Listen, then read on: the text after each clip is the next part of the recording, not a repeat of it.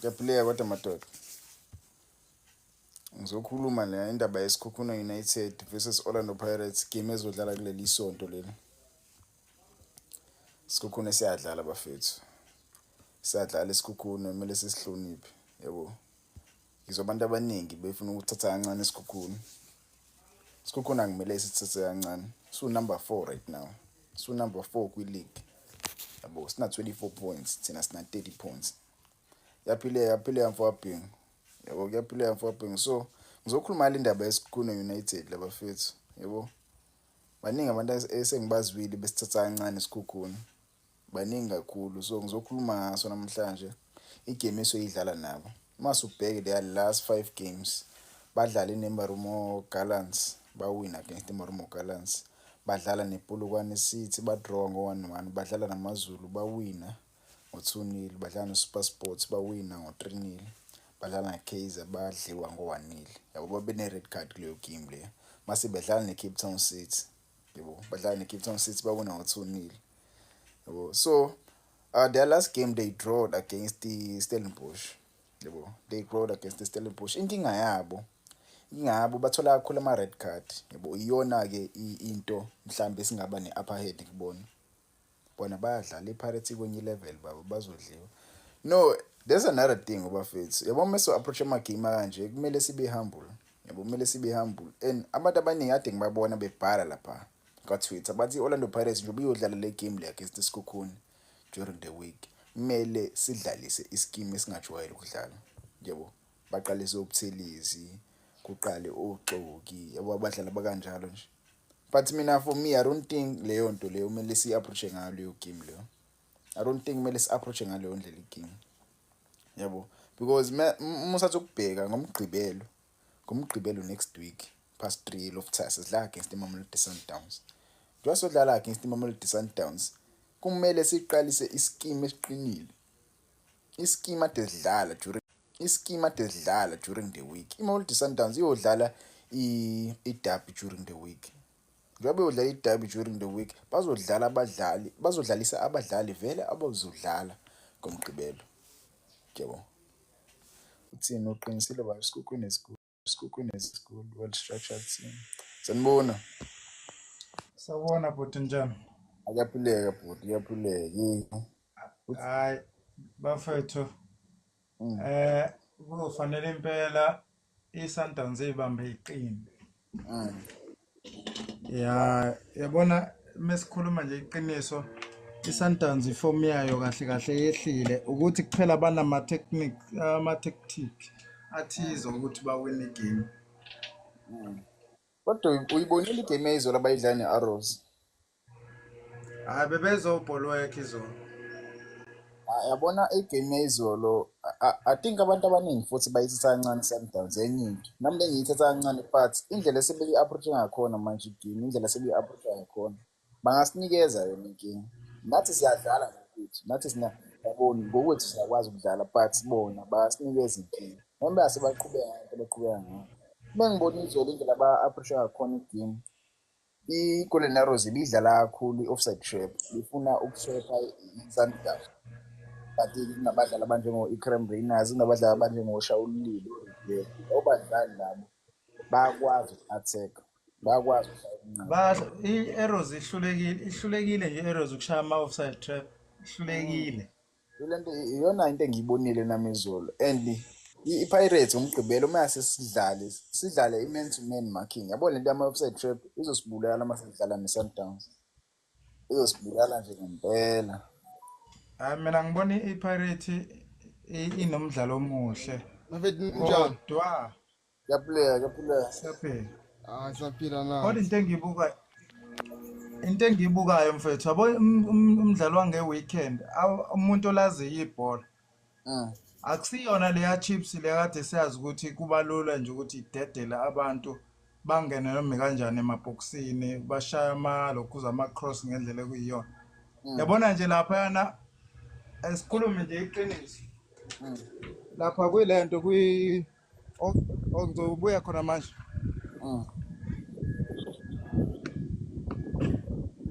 Sanibona. Yes sir. Going now. Uyaphuleka. Hayi kuyaphuleka kunjani la? Ayaphuleka bhuti. Uzizwa kanjani ngale game esoyidlala against le team lesikhukhuni? Ya kuzoba i-competitive game kahle kahle mina ngiyikhosi kodwa nje ibhola ngililandela nje lonke kanje ngawe yabo. Eh, Ya angifevi.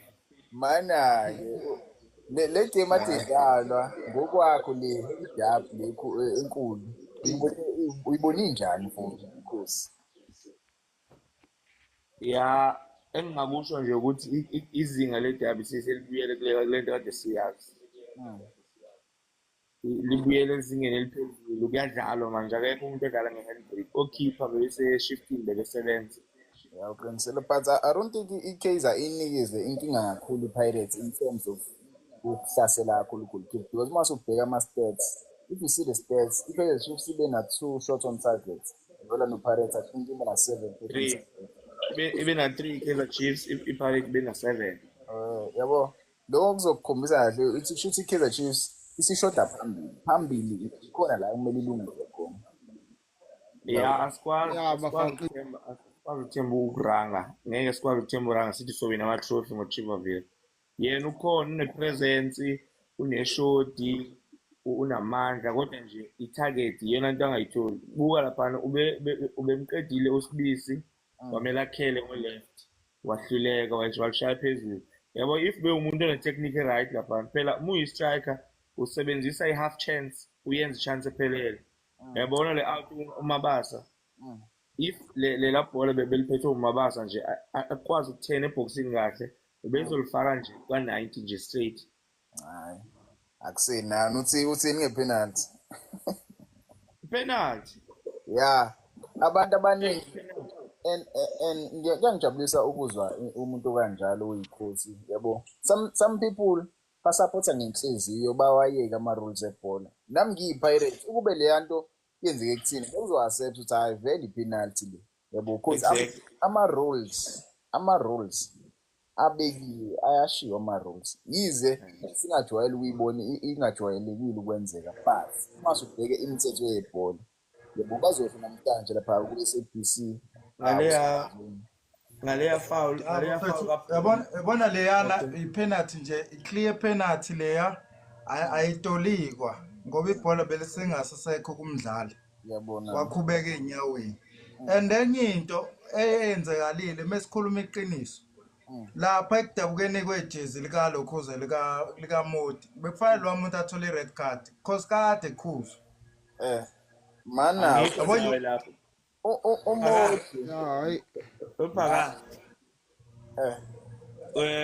lapha le foul kaDlamini edonsa uModi ngeskipa ulidabulile nje straight ijezi i-foul kodwa akuyona i-goal i-obvious goal scoring opportunity so kusho ukuthi lapho ku-deserve i-foul ne-caution if bekuwukuthi uDlamini be-already yellow carded i-red card kanjalo kodwa ngoba besanda kungena i-foul yakhe yokuqala futhi bengakazatholi ne-warning ingakho ethola i-yellow card yona into kade i-deserve.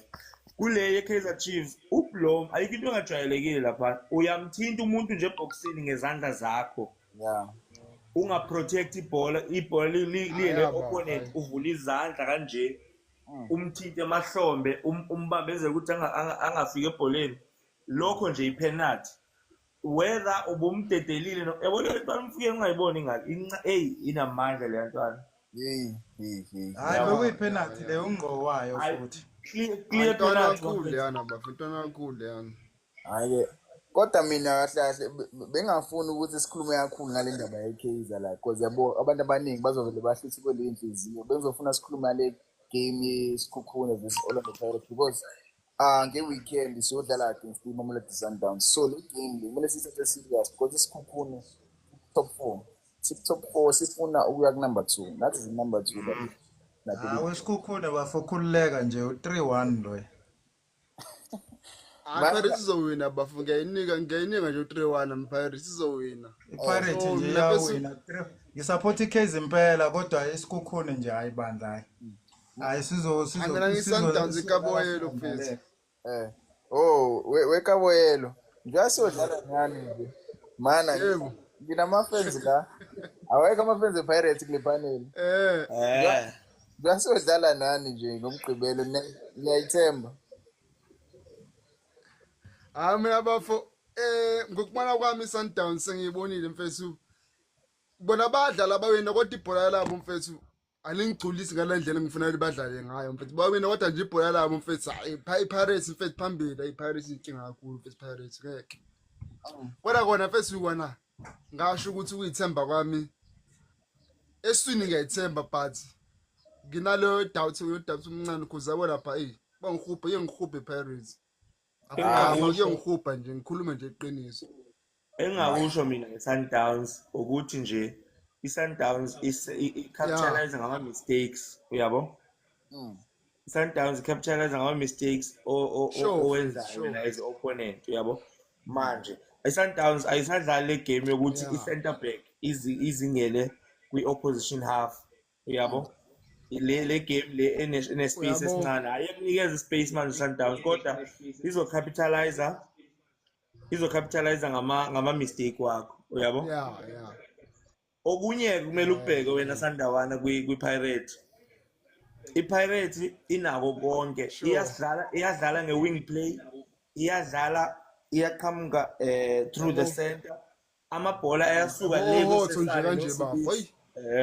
ayasuka ibhola lemuva kusesana noSibisi ehamba phansi aze afike kuTito. Abadlali ibhola elihamba lephezulu, bapenetrate through the middle and nangaphandle. Ama-cross futhi nge-first half i-cross ibiyodwa nje kuphela, abacross labantu bangena ebhoksini badlala amabhola behind the defense. Ingabo ilapho iPirates izolimaza futhi-ke kunombatha uyashaya. Yabo mina bafo umuntu yabona umuntu esengithembeleke lapha kwiSundowns, yabona mfethu umuntu ozokuhlupha ibafo, awumuntu ozokuhlupha umgada yabo Ribeiro mfethu, la muntu lo uyinkinga inkinga leyo muntu leyana. Yabo le game le izolo kade ngiyibuka, bengibuka ama-touches akhe, bengibuka khona insizwa 35 iSundowns iyahamba ke nomuntu le nsizwa. Ungathembeli ngoRibeiro. Yabo le nsizwa bathi uMakhawula iyahamba nomuntu yabo. nguMakhawula lapha uzothola kanzima bafuna uMakhawula lapha. Loya muntu uyana mfethu ufast mfethu, ibhola lahleke yena kalula la muntu loya fast. Umuntu yabo umuntu ongamaka loya muntu yazi uba umuntu ongamaka clean undana ke bengamaka unda yazi I feel like iOrlando Pirates omunye futhi ongazama omunye futhi ongazama babo noSisane naye ke namfana ngiyamnika credit ke naye. Mina ngithi I feel like iOrlando Pirates kule game izoqalisa lo mfana lo uMakihleni Makhawula beno Miguel team Sure, because mwazi ubheka umbatha ayikho defensive. Esiswini sidinga abantu aba-defensive. iSundowns ngam-introduce lo mfana lo uJaden Adams, im-introduce futhi noMukwena, i-introduce no-Allende futhi, yabo. I feel like Sundowns izoba creative lapha esiswini and thina sidinga abantu aba-defensive. Ngeke ngazi kodwa phela ukuthi uzoyi-approacha kanjani igame. And Orlando Pirates iyathanda uku-approach igame ngendlela eyodwa, and iSundowns iyawabukela ama-games ethu. And ukubukeni ama-games ethu lokho kuzosinikeza inkinga. Last game we played against the Kaizer Chiefs saqalisa lo mfana lo unkota bazomvala, bazokwenza sure ukuthi bayawavala amathuba ukuthi ascore against iOrlando Pirates, ascore against iMamelodi Sundowns, yabo. So mele senze sure ukuthi leya game leya mhlambe siyazama ukumlanda lo mfana lo Saling, yabo. Zame how Mina hayi eyami view ithi yabo le ndlela oqedele ngayo iKaizer Chiefs leya lineup, that has been the winning lineup kwiPirates. Inhliziyo ke ngiyabaza abalandeli bePirates, mina ngoSalenga nokuthi uSalenga ngekwazi ukuyigcilaza iSundowns ngoba umdiba ngisho yena umdawu akakwazi ukumstanda uSalenga ngoba uyahlupha kakhulu. Kodwa nje kule game leSundowns udinga umuntu ozoba uhlupho enganyakazi kakhulu umuntu ofana noKabelo Dlamini. uKabelo, you don't need to follow him, kodwa ngishume naye hayi ngeke uzukwazi akamakeki loya muntu ngoba i-one touch yakhe iyingozi more than eligquba ibhola edlala u-2 touch 3 touch. Loya muntu i-one touch nje isithende sakhe mina ngokoyami iview ungcono kakhulu kunoTito in terms of iview, ukubheka phambili, i-vision yakhe. Udlala ibhola eliphezulu kakhulu. Inkinga nje ukuthi uslow. uTito-ke unobufast nyana futhi uyangena eboxini uTito, uyabo?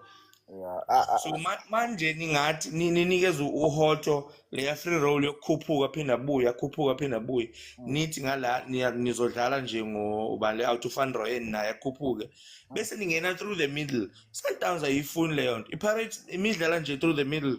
Hey, Sundowns yagqilazeka.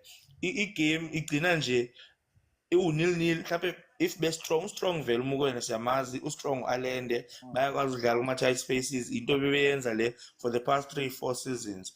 Kodwa nje if uyenza leyo nto iPirates, buka nje i-Nedbank Cup final last season, the time gcina kuzegcina uskore Mfokeng. iPirates exactly uzwane nje belost ozwane lapho ungazi hayibo umshishi yena yini lona, uyabo?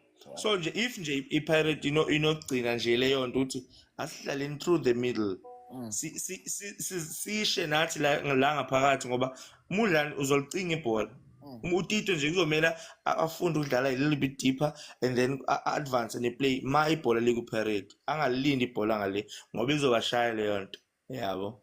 Uqinisile lapho but mase ubheke indlela uTito adlala ngayo benoDlamini, and iyona into ehlezi ngimatshela abantu abadlali bePirates bahlukene, yabo? SinoMarco sibe noHoto abadlala ama-left back. uMarco uyi-defensive left back, mase kuthi uHoto uyi-attacking left back. Mase sithi lapha esiswini lapha kwi-central attacking midfielder sibe noTito, mase siba noDlamini. uTito uyasiza, uyakwazi ukumaka uTito, uyakwazi ukumaka.